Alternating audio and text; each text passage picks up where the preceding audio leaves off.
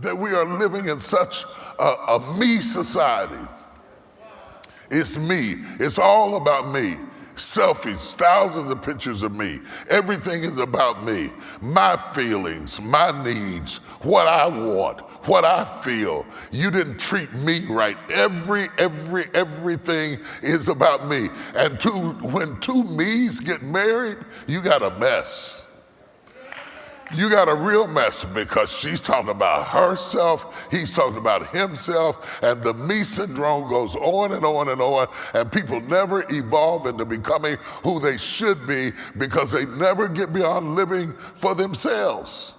If you hire somebody like that, they can't get along with anybody. The moment they get their feelings hurt, they lose their mission because their feelings got hurt. They lose their assignment because their feelings got hurt. They lose their calling because their feelings got hurt. They sit around and pout and become obnoxious because their feelings got hurt. You know why? Because we're in a narcissistic society where everything is about them. It's about me. I can't be loyal because it's about me. I can't be dependable because it's about me. I can't sacrifice because it's about me. I got a voice, but I won't sing because I don't feel like coming out on Thursday night because it's about me. I've got a message, but I won't give it because I don't like being in front of people. It's about me. Everything is about me. I would go after this other job. I'm going to stay on this job because it's about me. I got kids, but I don't want to be bothered with them because they get on my nerves. It's about me. Come on, talk to me, somebody. I have never seen anything like this. People who have kids and don't want to be bothered with them. Now, there might be some times that they got on your nerves, but you still got to hang in there, because you got to know that in order to be a mother, it's a sacrifice. Quit looking at some cute guy and saying, I want to be I want you to be my daddy. What is it, mama? Baby daddy. I want you to be my baby daddy. No.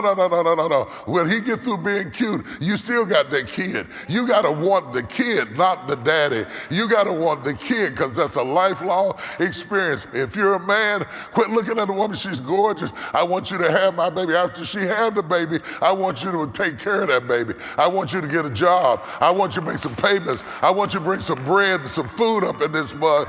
We got to get rid of this me syndrome. It's killing us. It is destroying us. It is destroying our ministry. People who are preaching now are not preaching for the crowd or for the people or for the benefit of the people. They're preaching for themselves. What's in it for me? You cannot serve God and be a Christian, not a real Christian, and be stuck on stupid and tied into yourself and refuse to evolve to the degree that you understand this is about sacrifice. This is about service. This is about giving yourself away. This is about pouring out your energy and going where you've never gone before and living for a purpose, for living bigger than me. I want to live big. I want to live big. I want to live big. Type that in the timeline. I want to live big. I'm through living small. I'm not going to let the devil talk me into living small. I'm going to live big. I'm going to live big because I'm living around so many people that are dying. And the more people die, the more it makes me want to live big. I don't want to waste a week. I don't want to waste a day. I don't want to waste an hour. I don't want to waste a second. I want to live big. That's why I'm not going to let you get on my nerves, because I want to live big. That's why I'm not going to let you frustrate me, because I want to live big. That's why I don't care what you think about me, because I want to live big. I want to live big. I want to live so big that I live for something that is bigger than myself. In our text today, we have Nehemiah. He is neither a prophet, nor priest, nor king. He's just somebody working a job. The book of Nehemiah begins in such a way that it introduces this character to us who leaps at us almost without warning from a position of working a 9 to 5. He's got a grind. He's got a job. He's doing his own thing. It's cool. He's set up. He's working in a nice place. He's got everything together. Let me explain to you how Nehemiah comes to have his job.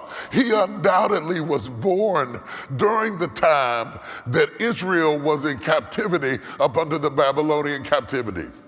The Babylonians had taken Jerusalem and destroyed it. And you've heard me preach before about how they left in chains. And if I forget Jerusalem, let my tongue cleave to the roof of my mouth. You've heard me preach before about the sacrifices they went through. Well, then they did go through those sacrifices. Babylon ripped them away from their home. But guess what? You reap what you sow. The same Babylon that tore things up for them got overcome by the Persian army, and now the Babylonians are out of power, and the children of Israel have been released to go back home, and some of them have stayed. Nehemiah is one of the ones that has stayed. He is now working for King Artaxerxes. King Artaxerxes is a Persian king.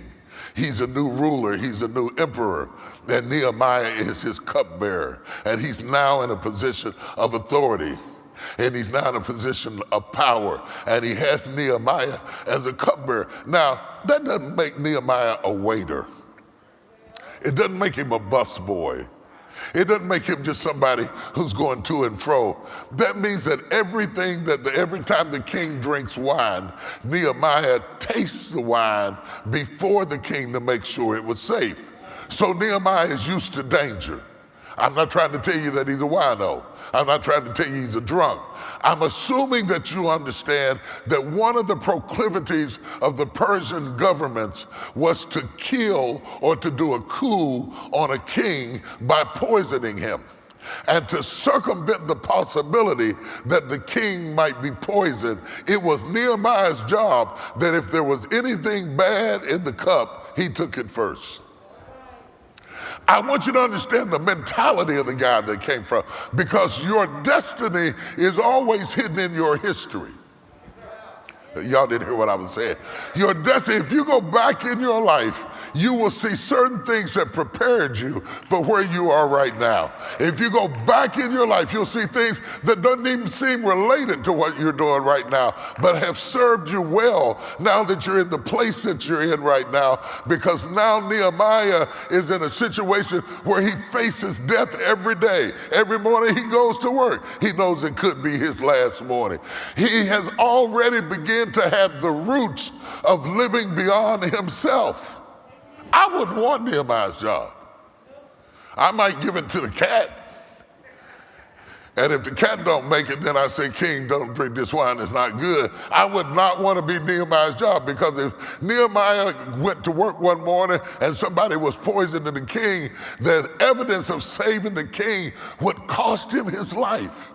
This is a seed of unselfishness that is planted in him from the earliest of his existence. Parents, hear me well. If you don't plant quality, don't plan to reap quality in adults. If you don't plant the seeds of unselfishness, if you don't plant the seeds of courage, if you don't plant the seeds in them where they learn not to be selfish, and they learn to share, and they learn that everything is not about them, and it's not about what you want, and it's not about you liking Chuck E. Cheese. We're going this place today. We'll go that place another. I know that sounds like little bitty things, but it's the root work of creating a certain type of person that they don't think that the whole world evolves around their wishes. The reason we have so many divorces today is because you think the whole world evolves around your wishes. And if you don't find somebody who evolves around your wishes, you're ready to get out, because you're not willing to live beyond yourself. Come on and talk to me, somebody. Type in the comments, I want to live bigger than me. I didn't come here to live and die just to pay the mortgage on a house I'm going to leave. I didn't come here just to pay the rent for somebody who's a homeowner, and I made my payments and my credit is good, that's great, and I lived here and then I died. That was it? That's all you're going to do? Is live for some clothes in your closet and some red on the bottom of your shoes? You could get some paint and paint red on the bottom of your shoes. You're living all of your life for stuff you're going to leave.